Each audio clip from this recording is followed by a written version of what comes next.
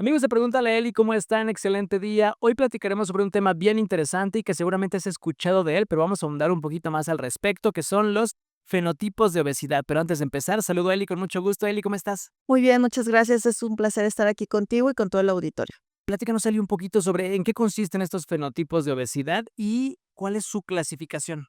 Sí, bueno, en el tema de la clasificación de los fenotipos o lo que se le puede llamar como fenotipos de obesidad, es muy independiente del tema del índice de masa corporal. Por ejemplo, el índice de masa corporal habla, por ejemplo, si tienes sobrepeso, de acuerdo a las cifras, si tienes obesidad grado 1, grado 2, grado 3. Pero en cambio de los fenotipos, de lo que se está estudiando ahorita, los investigadores están haciendo como de manera muy general, no solamente revisar que soy una persona que tiene sobrepeso o obesidad nada más porque no puedo controlarme para comer. O sea, realmente hay un instinto todavía más allá de este entorno y estos fenotipos, pues no hay una clasificación como tal. Los manejan como cuatro generales, pero yo considero que pues va a haber más investigaciones y podemos decir que los fenotipos puede haber, de acuerdo al paciente, en la etapa de vida en la que está, que puede tener al inicio un fenotipo individual, hay otro que puede tenerlo con el cerebro ambiente de ansiedad, o a lo mejor tengo el gen ahorrador, o sea,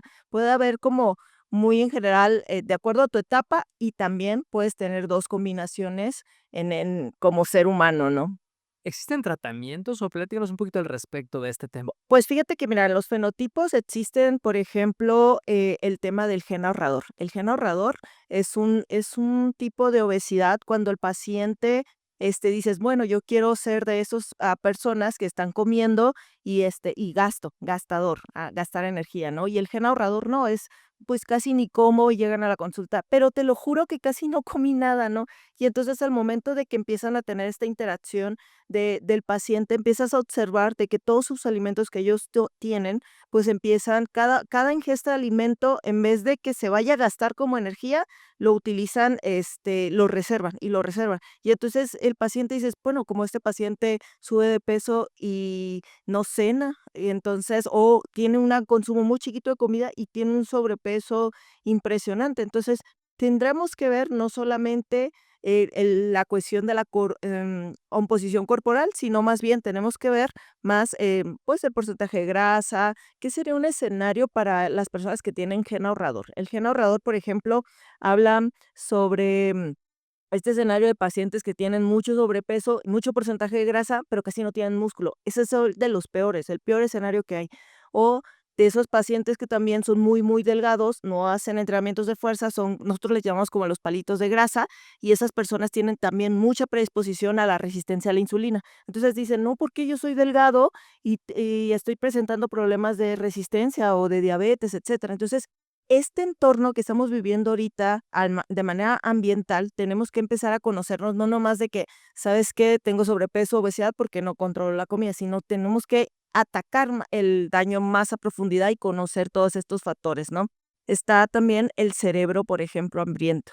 Estas personas que llegan, niñas de 15, 12 años con una predisposición así bien cañón, como me dicen, es que yo tengo mucha hambre, a mí no me pongas dietas muy bajitas, yo tengo mucha hambre. Entonces, es una cuestión de que todo el tiempo tienen hambre. Entonces, obviamente, como están hambrientos y aparte la elección de los alimentos no es la mejor, me arrastran a esa situación y obviamente genero más ganancias de peso, ganancias, de grasa, ¿no? Hay varias estrategias que se pueden utilizar para cada una y está el intestino hambriento. Las personas, por ejemplo, que tienen un factor de lapsos de tiempo que no comen, por ejemplo, que tienen ayunos, que en el caso, por ejemplo, ¿sabes qué? No desayuné como a las 9 de la mañana y volví a tener otra ingesta de comida hasta las 9 porque mi trabajo, mi estilo de vida no me lo permite. Entonces, este tipo de personas también tenemos que ajustarlos y acudir como más estrategias de llevarnos unos suplementos proteicos, etcétera, para amortiguar esa parte. Hay muchas estrategias que se pueden hacer en el tema de, la obesidad o el tema de la ganancia de grasa. Yo soy muy objetiva siempre que llega el paciente con nosotros. Yo creo que una pregunta clave siempre en el tratamiento es, ¿cuál es tu limitante para que te haga subir de peso? Entonces, a veces el paciente dice: No sé", No es por echarle la culpa, jamás es un tema así como de, ay, es que por tu culpa no subiste, o porque tú no hiciste la dieta, o tú, Eli, porque no llevaste una buena dieta. No, en realidad yo creo que hay varios factores. Creo que los nutriólogos no nos quedamos con el tema solamente el índice de masa corporal, sino también una buena medición de grasa, músculo, y que de ahí empezamos a ver factores hormonales, factores ambientales, pero hasta ahí. Y ya ahorita que estamos estudiando un poquito más de estos fenotipos, tenemos que investigar qué tipo de fenotipo soy, en qué etapa de mi vida estoy, dónde se me almacena la grasa y qué estrategias puedo hacer para ello. Con respecto al tema del índice de masa corporal o porcentaje de grasa, ¿cuál es el mejor? Fíjate que es como te lo decía, por ejemplo, muchas instituciones de salud, desgraciadamente todavía se basan en el índice de masa corporal, que no es nada malo, la verdad es que se puede utilizar para estudios científicos de investigación, te da una referente, ¿no? Por ejemplo, yo puedo pesar un fisiculturista y este culturista pesa 100 kilos y su índice de masa corporal dice que tiene obesidad grado 3 y en cambio físicamente en la composición habla que su porcentaje de grasa es muy bajo y la parte de la cantidad de la masa muscular es mucho mayor. Entonces, en este entorno, la verdad es que para mí en lo personal sí lo podemos tomar como referencia, pero no para el tema del tratamiento como objetividad.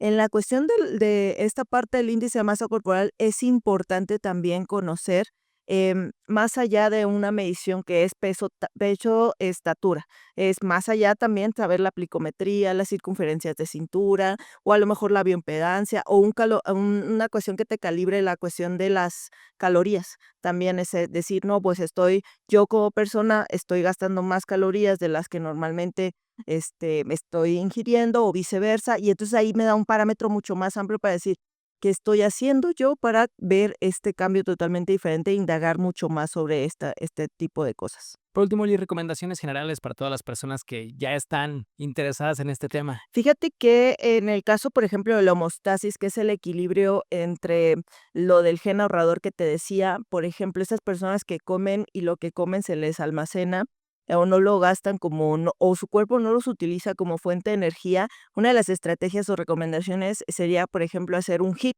Los HIIT o los entrenamientos por intervalos que tienen que estar asesorados con un entrenador, ir viendo eso como si prendieras un switch donde te da como el parámetro de decir, a ver, tienes tu gen ahorrador, pero ahorita tu cerebro y tus hormonas tienen que cambiar ese sentido y entonces para poder prender el otro switch del gen gastador necesitamos hacer como estos intervalos y no tenemos que ser como 2 o 3 horas matándole, pero vamos a empezar con unos de 10 a 15 minutos teniendo el esquema y empezar a reaccionar sobre eso.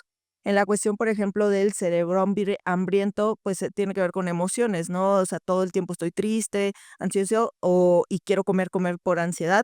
Ese tipo de personas sí o sí tienen que tener la terapia cognitivo-conductual con un asesoramiento de una red de apoyo con un psicólogo. O sea, el nutriólogo va a hacer todas las estrategias, va a identificar ciertas situaciones, pero, la cuestión psicológica tiene que tener el abordaje y específicamente se da la conducta, cognitivo-conductual.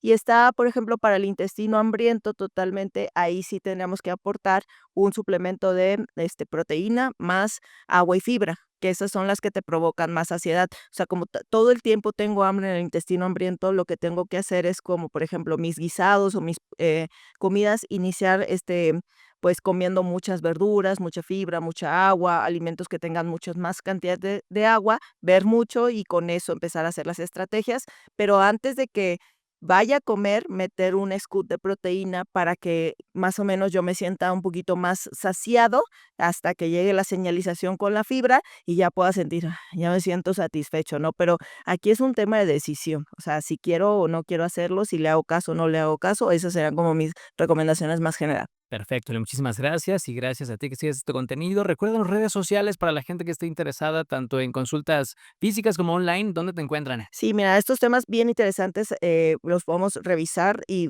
tener todas sus dudas en todas las redes sociales como Nutrición Inteligente, Helio Campo, ahí me pueden encontrar. Perfecto, Eli, gracias y nosotros nos vemos y escuchamos pronto. Bye.